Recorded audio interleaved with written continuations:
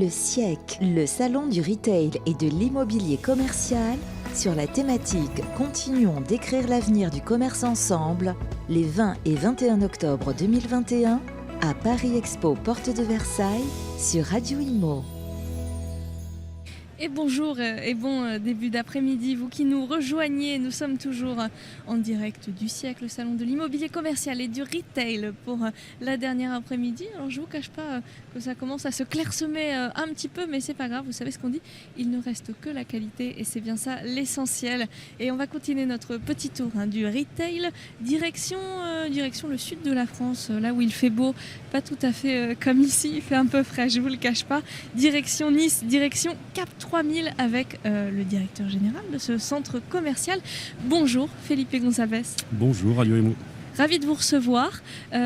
Pas trop dur le choc des températures? Non, pas trop dur. Non, ça va, il fait quel temps en ce moment il doit faire autour de 20 degrés, 20, 21 degrés. On arrive à déjeuner et à dîner dehors. Oh là là, il y a des chances, c'est terrible. Alors pour ceux qui habiteraient dans le nord ou dans le centre de la France, qui n'iraient jamais dans le sud, qui ne partiraient en vacances qu'à l'étranger, est-ce que vous pouvez nous représenter ce centre commercial de Cap 3000 ?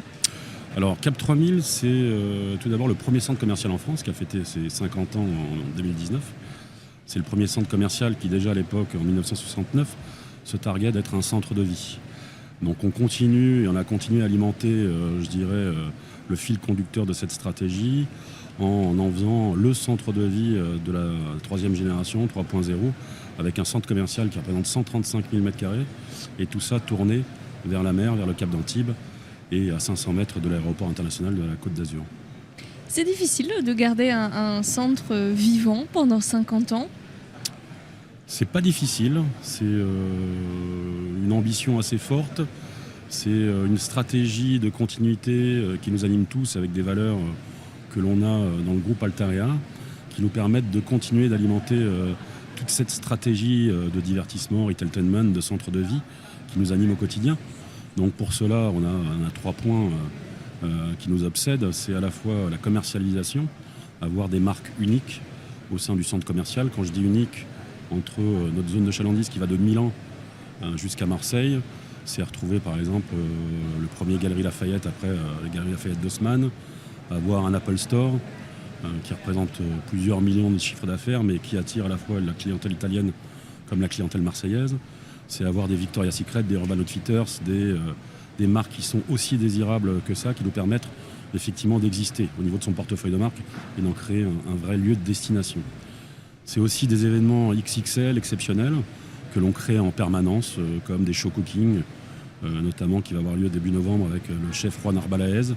Ça a été d'accueillir Cyril Lignac en show cooking avec un show qui s'appelait Chocolat, avec un défilé de robes de mariée en chocolat.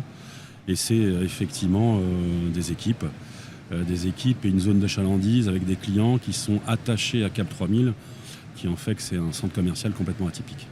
Je pense qu'on sera d'accord pour dire qu'il bénéficie d'une situation géographique absolument exceptionnelle.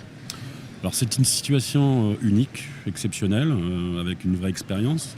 Unique parce que je vous l'ai dit, on est face au Cap d'Antibes. On est à côté du deuxième aéroport international après Charles de Gaulle, donc à Nice. Et exceptionnel parce qu'on attire chaque année 25% de clients étrangers.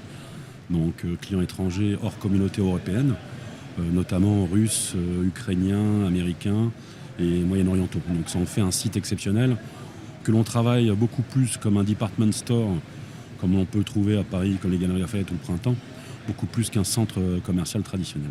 Cette clientèle étrangère dont vous venez de nous parler, de Russie, du Moyen-Orient, c'est une clientèle qui est plutôt à la recherche de luxe, ça, non ? Alors effectivement, c'est une clientèle qui est à la recherche d'expérience tout d'abord. Donc expérience, c'est la situation géographique, les restaurants que l'on peut proposer. On a 25 restaurants complètement différents. Ça va du poissonnier au restaurant traditionnel niçois jusqu'aux grandes chaînes de fast-food. Donc elle recherche une situation, une expérience. Et effectivement, elle recherche le luxe. Et dans ce cadre-là, on vient d'ouvrir il y a maintenant 3 mois le Corso. Donc le Corso, c'est le dernier arrivé dans l'extension et des travaux de Cap 3000, avec 8000 m² dédiés à un univers luxe premium, 45 boutiques qui en font Cap 3000. J'insiste bien sur le mot unique, reste un commercial complètement atypique. Qui font partie intégrante du centre commercial. Qui font partie intégrante du centre commercial. Donc on travaille comme n'importe quelle partie du centre commercial qui est dans la continuité, mais avec une architecture particulière. On a par exemple des hauteurs sous plafond avec la lumière du jour qui vont jusqu'à 15 mètres de hauteur, avec des lames de laiton qui représentent les sillons du Var qui est juste à proximité. On a un parcours client qui est jonché de roseaux en verre de Murano. Donc ça fait partie intégrante du centre, mais avec une architecture particulière.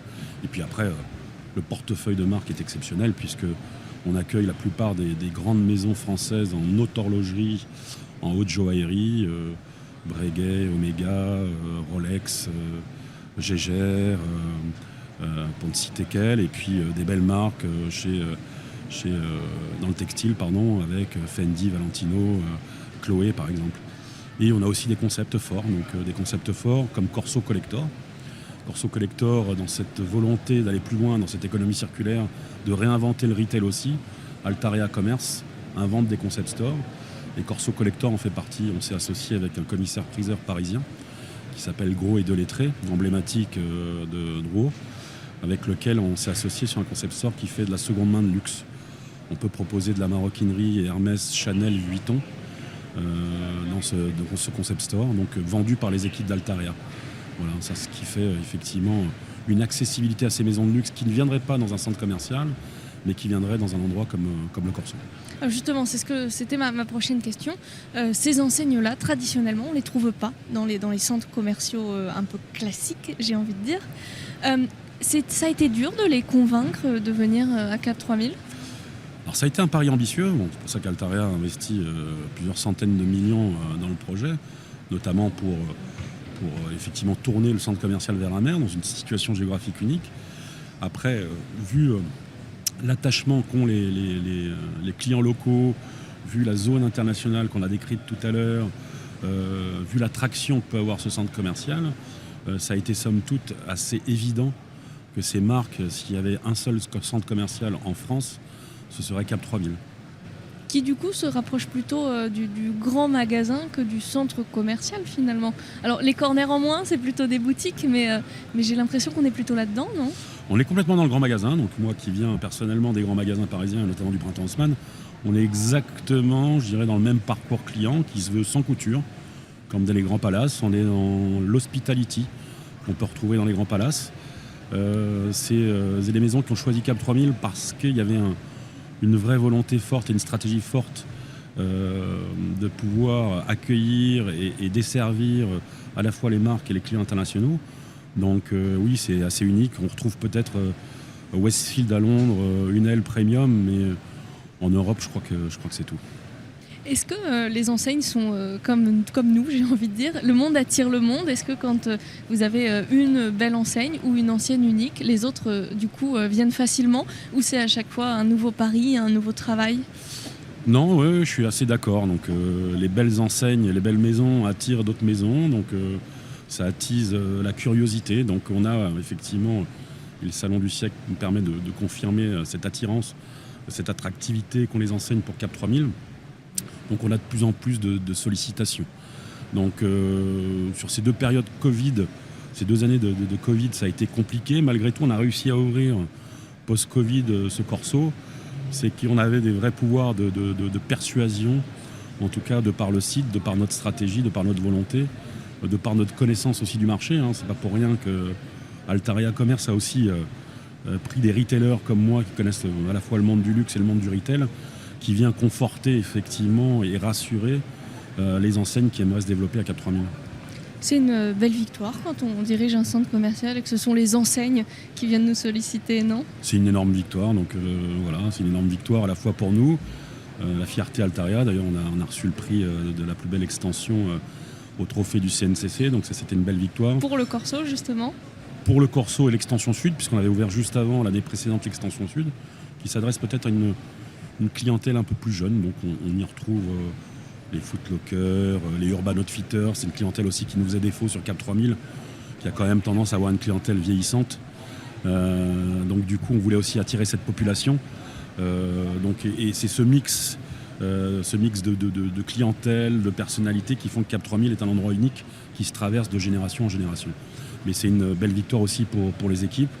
Alors, j'ai pas vécu la totalité des travaux, mais je sais que ça a été très dur, notamment pour les équipes qui ont vécu depuis le début le changement, les déplacements de parking, les changements d'habitude aussi, parce que tout changement amène de la conduite du changement. Donc voilà, ça a été complexe mais réussi.